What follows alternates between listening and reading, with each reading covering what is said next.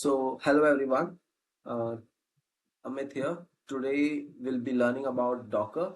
I'm sure most of you have heard about Docker, maybe on YouTube or from some friend, but you might have never really understood what Docker is and how it works and how companies use Docker. All right. So today's tutorial will be focusing on all these concepts. Okay. And also let me tell you, in this particular video we are not going to code. Okay. And in general in Docker we don't code much. Okay, it's like very few lines of code. If you had to dockerize your whole application, you would be just writing about 30 lines of code max. Okay, so Docker is, you need to understand Docker more from a conceptual point. Okay, so let us start by understanding what we are going to do today. Okay, yes. So what we'll be doing in today's tutorial is understand what is Docker, how Docker works, how is Docker used in companies, then Docker engine architecture, and also the difference between Docker and virtual machine. All right. So we'll move forward. So what is Docker? Docker is an open source tool that lets you develop, ship, and run application within lightweight containers. All right, within lightweight containers. So I'm sure most of you have not understood still what Docker is. So let me give you an analogy. All right. So consider Docker to be like your lunchbox. Okay. In your lunchbox, you have multiple compartments. Okay. You will have a compartment where you'll have your rice, you'll have your salad, you'll have your curry, all of this. Okay. You can take your lunchbox anywhere, eat it anytime, and give it to anyone, right? Similarly, Docker also helps you to package your code. Okay, not code, I will say it will help you package your application. Okay, so similarly, it will have your code, it will have your dependencies, it will have your environment variables, and all other things that are needed to run your application. So this is how this is what Docker does. It packages your code. Okay, but now you might have understood what Docker does, but you don't know how Docker packages your code. Okay, so we'll understand that now, how Docker packages your code. Okay, so to understand that now, you'll need to know two important concepts. One is Docker images and another is Docker containers. All right, so Docker image. So what is a Docker image? Consider Docker image to be a recipe. All right, Docker image to be a recipe. So just like maybe consider it as a recipe to make a cake. All right, so just like how you have various processes or steps uh, that will be listed in a recipe to make a cake, similarly in a Docker image you will have all the steps that are needed to build your application. Okay, to build and run your application, all these steps will be listed inside your Docker image. So Docker image is what? Docker image is just a recipe. Okay, now what is Docker container? Docker container, you can think of it as the final output. Okay, final output in the sense it will be your cake. So you have Docker images, which is your recipe, and Docker container is your final output, your cake. All right, so now that you understand these two things, I'll just discuss about Docker engine. Okay, now what is Docker engine? Docker engine, I'll just put it in the same analogy. All right, Docker engine is the kitchen and chef that knows how to follow the recipe and does all the work. All right, so Docker engine is that. Now uh, you know about Docker engine, you know about images, you know about containers. There is one more important thing. All right, and that is Docker daemon. Okay, so what is Docker daemon? Okay, Docker daemon is a background service. Okay, it's a background service that is running within the Docker engine itself. All right, it is running within the Docker engine, and what it does is its work is to create containers. Okay, it's sort of not exactly create containers. We'll discuss about what Docker daemon does in detail when we are discussing about Docker engine architecture. All right. So just remember that Docker daemon is a background service that is running within Docker engine. All right. So now you have understood Docker daemon, you have understood Docker engine, you have understood Docker images and Docker container. Okay. One last thing that I want you to know is about Docker Hub.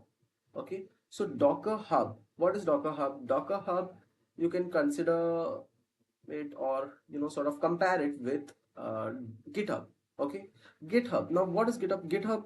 In GitHub, you're storing your code, right? Similarly, in Docker Hub, you're storing your images or you're storing your recipes. So in GitHub, you'll be storing your code in repositories, right? Similarly, you will have um, repositories in Docker Hub. Okay, so uh, this is what is Docker Hub.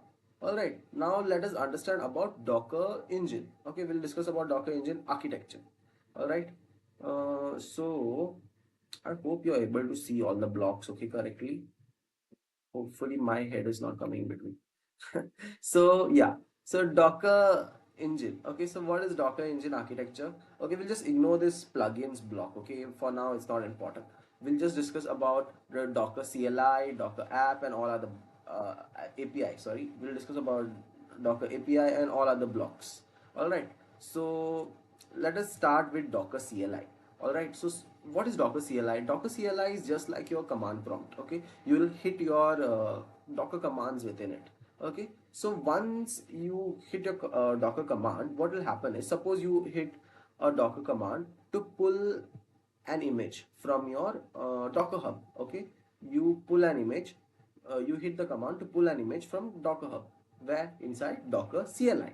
Okay, so then what will happen is Docker CLI will send this request, or it will call the API, Docker API, and then Docker API will send this request to your Docker engine. Okay, and Docker engine has this Docker daemon, right, running in the background. What that will do is it will check whether the image that you have requested to pull from Docker Hub already exists in the host machine or not.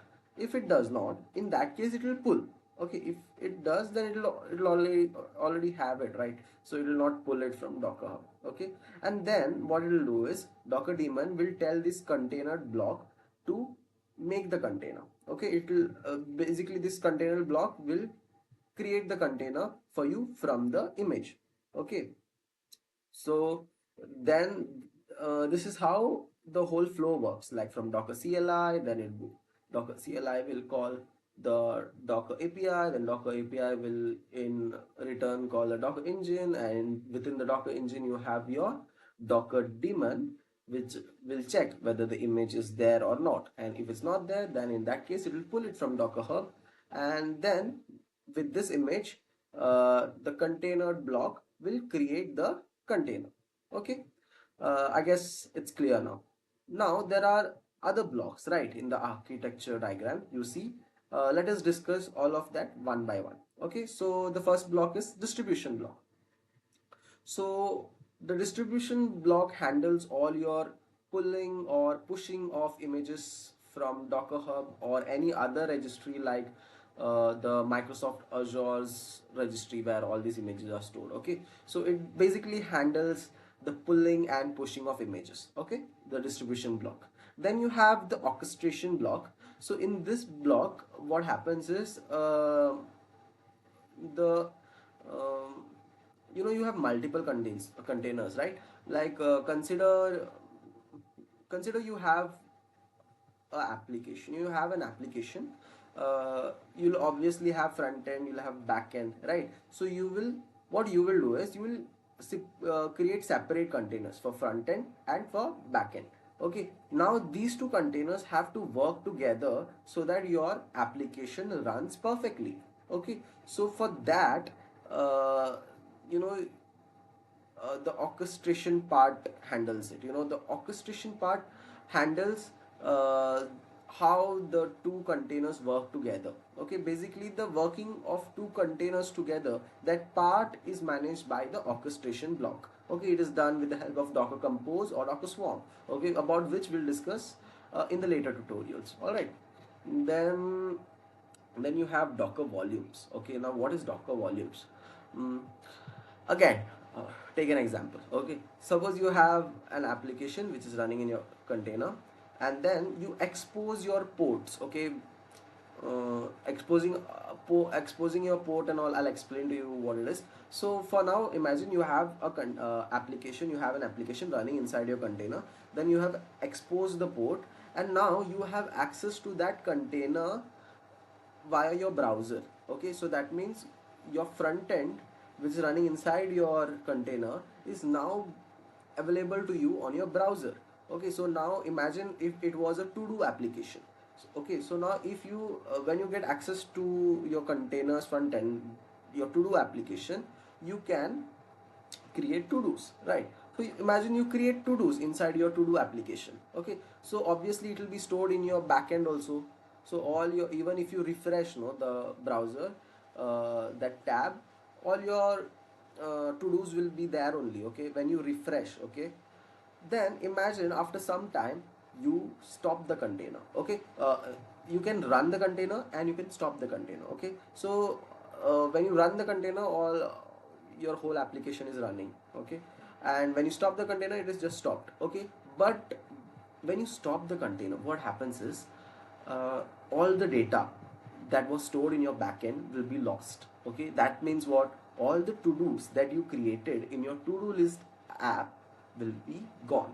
So next time when you restart your container, you will see that there are no to dos. You know, the to dos that you created initially have been lost. Okay, now in case you want that to persist or you want that to stay there, that time you'll use Docker volumes. Okay, so how Docker volumes is used exactly, that we'll discuss later on in later tutorials. Okay, so for now just keep in mind that Docker volumes is used to have persistent data. All right, to have persistent data.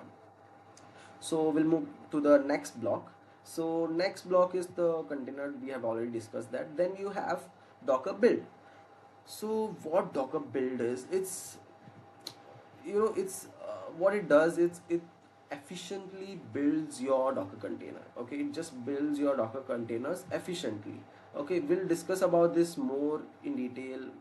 Nothing in detail has to be discussed about this, but you will see that when we are learning about CI/CD pipeline, we are building a CI/CD or we are writing a CI/CD workflow, you know, YAML file. When we will be writing there, you will see that we'll be explicitly mentioning about the build kit. Okay, for now just understand that Docker build, this block, efficiently sort of helps in efficiently creating your containers. Okay, that's it. Then you have the networking block. Okay, so networking block, what it does is, you have multiple containers, right? I told you, you have front end, you have back end. Now these things need to communicate, right? So networking block helps in this communication. Okay, simple. Networking block helps in the communication between different containers. All right, that is all. So with that we have covered all the blocks within the Docker engine architecture. Okay, architecture diagram. So I believe everything is clear, so we'll move ahead. Now we'll discuss the scenarios in which companies use Docker. All right, so there are many scenarios. I'll just take a few of them. So first of all, look, multiple versions of languages or frameworks. Okay, so mm, consider you are building an application. Okay, so you build an application and you used Node 18, or suppose you use Python 12. Okay, version of the Python you use 12, and then what happened is, you build the full product and you give it to the client. Okay, now after 2 years, you have updated your Python and you have the latest version of the Python. Okay, then after 2 years, the client comes to whom you had initially given this product. Now he returns and he says there is some fault or there is some bug. Okay, now you need to check it, right? Now to check that, you will need the older version of Python, because you need to recreate the same environment, right? So now what you'll have to do, you will have to uninstall the latest one and install the older version. Okay, so you see, right, you have to do a lot of uninstalling and reinstalling of some outdated software and all. So uh, so that you don't have to do that now, this tedious process, that's that is where Docker comes in. Okay, so imagine if you had image of the complete application that you had given the client. What you can do is you can just run the container, and then you can make the changes there.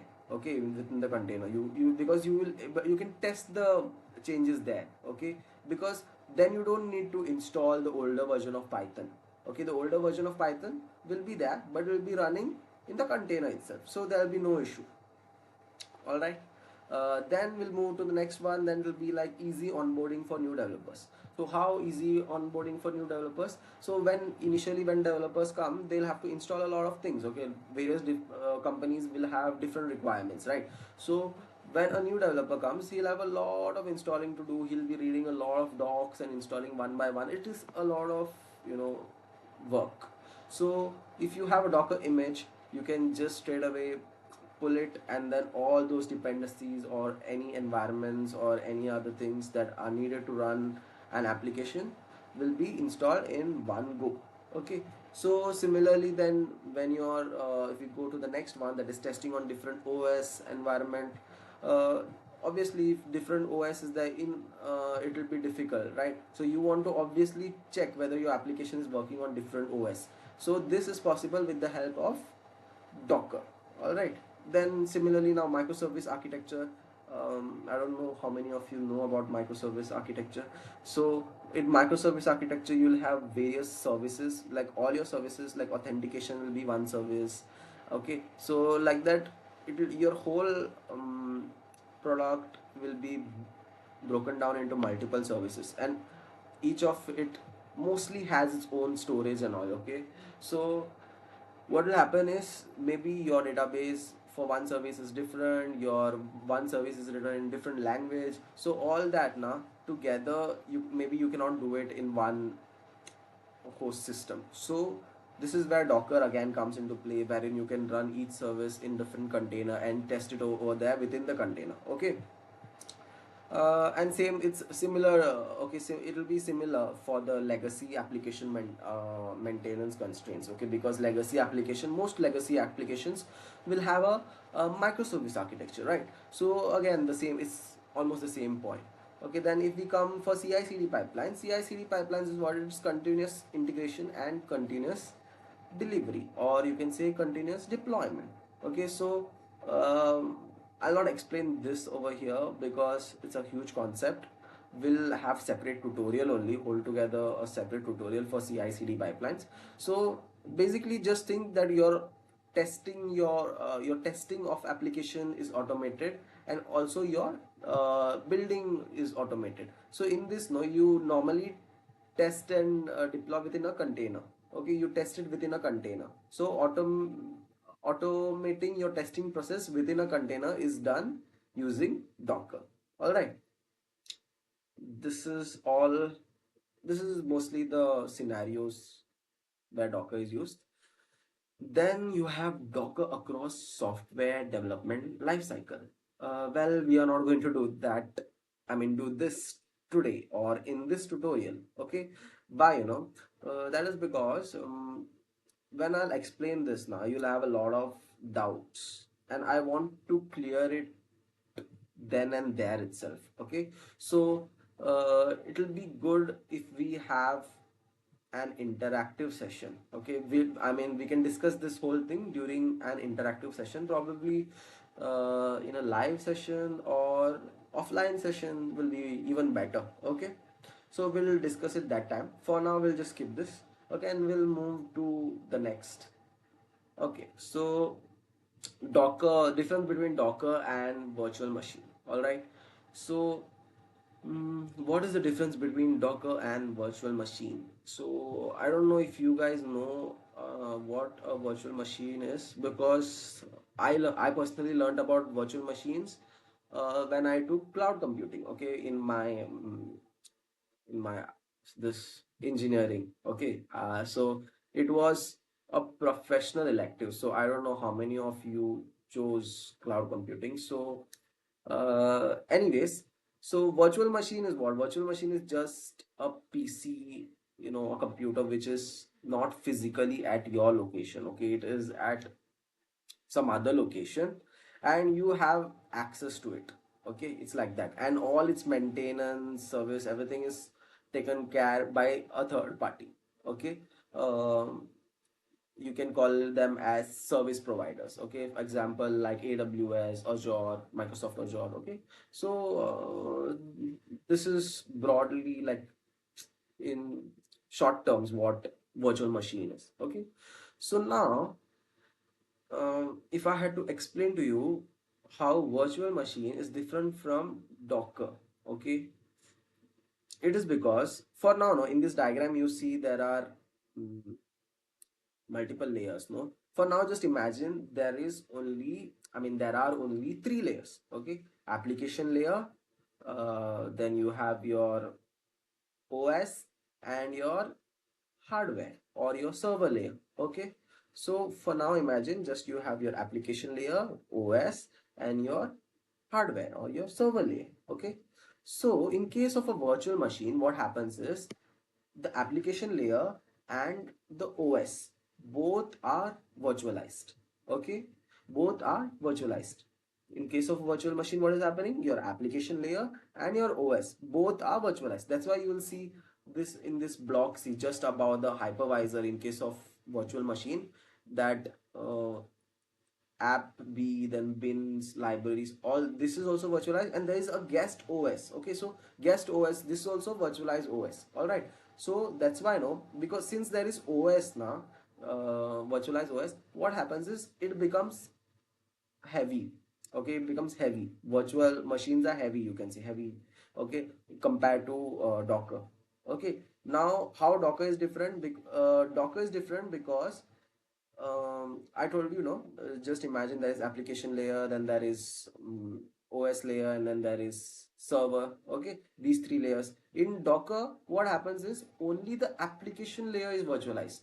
Okay, OS is not virtualized. OS is being host OS is being used. Okay, host OS is being used in case of Docker.